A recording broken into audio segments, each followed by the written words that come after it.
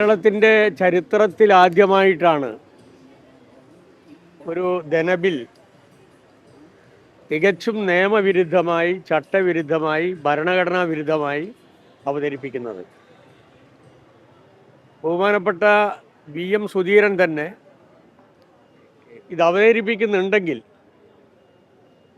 നിർദ്ദേശിച്ച നികുതി ഒഴിവാക്കി അവതരിപ്പിക്കണമെന്നാണ് പറഞ്ഞിട്ടുള്ളത്. അപ്പോൾ നിർദ്ദേശിച്ചിട്ടുള്ള നികുതി വീര്യം കുറഞ്ഞ മദ്യത്തിന് കുറവ് വരുത്തിയ നികുതി നിർദ്ദേശം പിൻവലിച്ച് അവതരിപ്പിക്കണമെന്ന് VM സുധീരൻ പറഞ്ഞു കഴിഞ്ഞു. പക്ഷേ UDF ഗവൺമെൻറ് അതിന് തയ്യാറല്ല. മദ്യനയം വ്യക്തമാക്കിയിട്ടില്ല.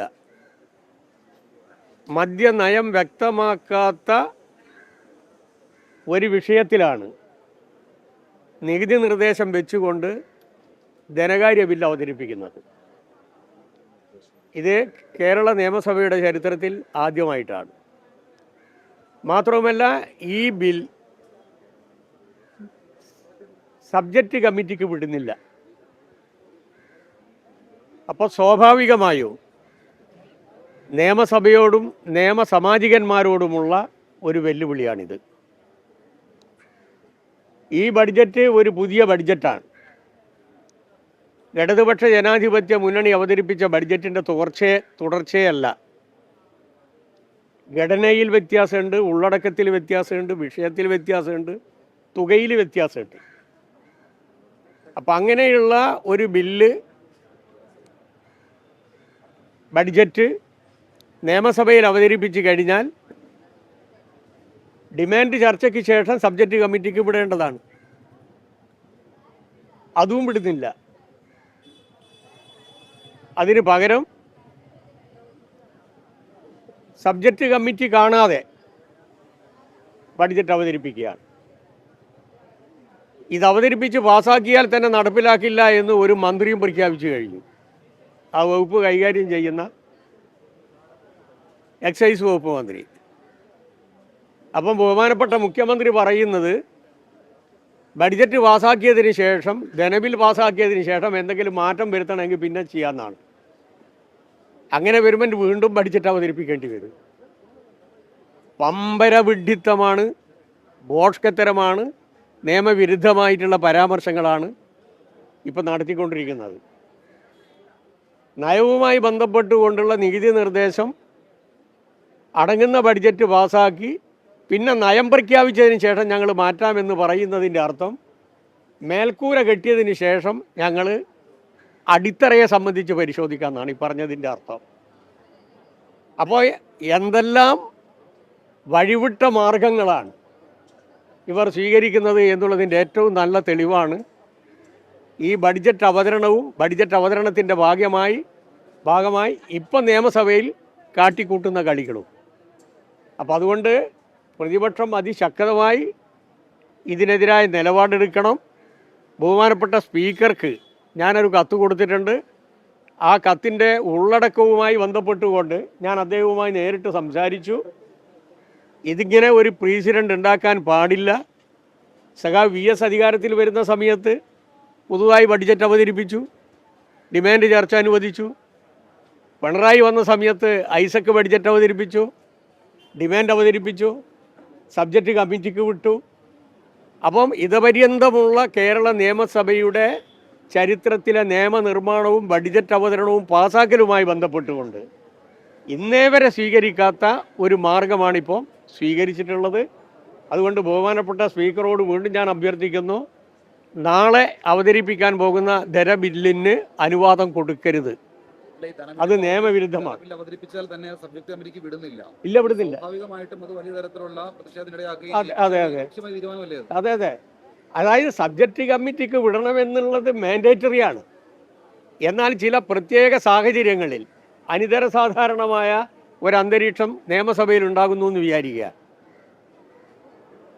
പൊതു കോൺസെൻസസ് ഭരണകക്ഷിയും പ്രതിപക്ഷവും തമ്മിലുണ്ടാക്കിയാൽ സബ്ജക്റ്റ് കമ്മിറ്റിക്ക് വിടാതെ പാസ്സാക്കാം. അതിന് അങ്ങനെ വന്നാൽ പോലും ചട്ടം വെയ്വ് ചെയ്യണം, എന്നിട്ട് പ്രമേയം കൊണ്ടുവരണം.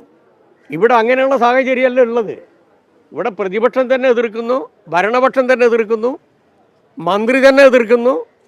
എന്നിട്ട് അവതരിപ്പിക്കുന്ന ധനബില്ലുമായി ബന്ധപ്പെട്ടുകൊണ്ടുള്ള ചർച്ചയ്ക്ക് ശേഷം അത് സബ്ജക്റ്റ് കമ്മിറ്റിക്ക് വിടുന്നില്ല എന്ന് പറഞ്ഞു കഴിഞ്ഞാൽ ഉണ്ടാക്കുന്ന പ്രസിഡന്റ് ആരോഗ്യകരമല്ല. ഭരണഘടനയോടും നിയമസഭാ നടപടികളുമായി ബന്ധപ്പെട്ടുകൊണ്ടുള്ള ചട്ടത്തിനോടും അതുവഴി നിയമസാമാജികന്മാരോടും നിയമസഭയോടും കാട്ടുന്ന വെല്ലുവിളിയാണ്. ഇത് തികച്ചും ഭരണഘടനാ വിരുദ്ധമാണ്, ചട്ടവിരുദ്ധമാണ്. ഇതിനകത്ത് സർക്കാരിനിടയിൽ മന്ത്രിമാർക്കിടയിലോ ഒരു തരത്തിലുള്ള അഭിപ്രായ വ്യത്യാസമില്ല എന്ന് തന്നെയാണ് അവർ പറയുന്നത്. ഇത് പ്രതിപക്ഷത്തിന്റെ നരേറ്റീവ് ആണ് കൂടി പറയുന്നത്. പക്ഷേ എന്നാൽ ഈ മദ്യനയം നടപ്പിലാക്കിയാൽ തന്നെ, അല്ലെങ്കിൽ നികുതി നിർദ്ദേശം ധനവകുപ്പ് ഇംപ്ലിമെന്റ് ചെയ്താൽ തന്നെ മദ്യം വിൽക്കണോ വേണ്ടയോ എന്ന് തീരുമാനിക്കേണ്ടത് എക്സൈസ് വകുപ്പാണ് എന്നുള്ള കാര്യം മാത്രമേ മന്ത്രി ലിജു പറഞ്ഞിട്ടുള്ളൂ. പക്ഷേ അതിനെ തങ്ങൾക്കിടയിൽ അഭിപ്രായ വ്യത്യാസം ഉണ്ടെന്ന് വരുത്തി തീർക്കാൻ പ്രതിപക്ഷം ശ്രമിക്കുന്നുള്ളതാണ് അവരുടെ മറുപടി. ഇത് പാസ്സാക്കിയിട്ടുള്ള ഒരു നിയമം സാധാ നിയമമല്ല. ബഡ്ജറ്റിന്റെ ഭാഗമായി വിവിധ ഡിമാൻഡുകളുമായി ബന്ധപ്പെട്ടുകൊണ്ടുള്ള നികുതി നിർദ്ദേശം സാധാരണ നിലയിൽ ബന്ധപ്പെട്ട നിയമങ്ങൾ ഭേദഗതി ചെയ്യാൻ സമയമെടുക്കും എന്നുള്ളത് കൊണ്ടാണ് അത്തരം നിയമങ്ങളെല്ലാം ക്ലബ് ചെയ്തുകൊണ്ട് ഫിനാൻസ് ബില്ലിൻ്റെ ഭാഗമാക്കുന്നത്. ആ ഫിനാൻസ് ബില്ല് പാസ്സാക്കി അതുവഴി ബഡ്ജറ്റ് പാസ്സാക്കി ഗവർണറുടെ ഒപ്പിട്ട് കഴിഞ്ഞാൽ ഞാനിത് നടപ്പിലാക്കില്ല എന്ന് പറയാൻ ഒരു മന്ത്രി വിചാരിച്ചാലും കഴിയില്ല. ബഹുമാനപ്പെട്ട എക്സൈസ് വകുപ്പ് മന്ത്രി അക്കാര്യം മനസ്സിലാക്കിയിട്ടാണോ പറയുന്നത് എന്നെനിക്കറിയില്ല. അപ്പോൾ സാധാരണ നിലയിൽ ഒരു വളഞ്ഞ വഴി സ്വീകരിക്കുകയാണ്, അതിസമർത്ഥമായിട്ടുള്ള വഴി സ്വീകരിക്കുകയാണ്. കാരണം ഈ നയം നടപ്പിലാക്കണം, അതുകൊണ്ട് വർദ്ധിപ്പിച്ച വില വാങ്ങാൻ പാടില്ല എന്നാണ് ഞങ്ങൾ ആഗ്രഹിച്ചത്. പക്ഷെ എന്ത് ചെയ്യാം, കോടതി അനുകൂലമായില്ല, കോടതി എതിരായി. ഇത്തരം കാര്യങ്ങളിൽ കോടതിയെ കൊണ്ട് പ്രച്ഛന്ന വേഷം കെട്ടിപ്പിക്കുന്നതിനുള്ള ഒരു വഴിവിട്ട മാർഗം ഇവർ സ്വീകരിക്കുകയാണ്. അതിൽ കോടതി വീടില്ല എന്നുള്ളത് ഉറപ്പ്. പക്ഷെ ഉദ്ദേശിക്കുന്നത് എന്താ, ഇവരുടെ മനസ്സിലുള്ള അജണ്ട ധനബില്ലിൻ്റെ ഭാഗമായി നടപ്പിലാക്കി നികുതി കുറച്ചു കൊടുക്കുക. അപ്പോൾ കോടതിയിൽ പോയി കഴിഞ്ഞാൽ സ്വാഭാവികമായും അതുതന്നെയാണ് നടപ്പിലാകുക. അപ്പോൾ പറയും നയം ഞങ്ങൾക്ക് നടപ്പിലാക്കണമെന്നുണ്ടായിരുന്നു, ഈ കുറച്ചത് വർദ്ധിപ്പിക്കണമെന്നുണ്ടായിരുന്നു. പക്ഷെ എന്ത് ചെയ്യാം, കോടതി ഇങ്ങനെ പറയുന്നു. ആ ഒരു വളഞ്ഞ വഴി വേറെ ഉണ്ട്, ഞാൻ അതിലേക്ക് കടക്കാൻ ആഗ്രഹിക്കുന്നില്ല. വളരെ വളരെ ക്രൂക്കഡായിട്ടുള്ള ഒരു സമീപനമാണ് ഇതിൽ സ്വീകരിച്ചിട്ടുള്ളത്. സ്വതവേ ക്രൂക്കഡാണ് ഇവരുടെ ഒരു പൊതു സമീപനം. അപ്പോൾ ഈ ധനകാര്യ ബില്ല് അവതരിപ്പിക്കുന്നതിൽ നിന്ന് ബഹുമാനപ്പെട്ട ഗവൺമെൻറ് പിൻവാങ്ങണം. അവതരിപ്പിക്കുന്നുണ്ടെങ്കിൽ തന്നെ വി എസ് സുധീരൻ സൂചിപ്പിച്ചതുപോലെ നികുതി നിർദ്ദേശങ്ങൾ പിൻവലിച്ച് ഇത് അവതരിപ്പിക്കണം.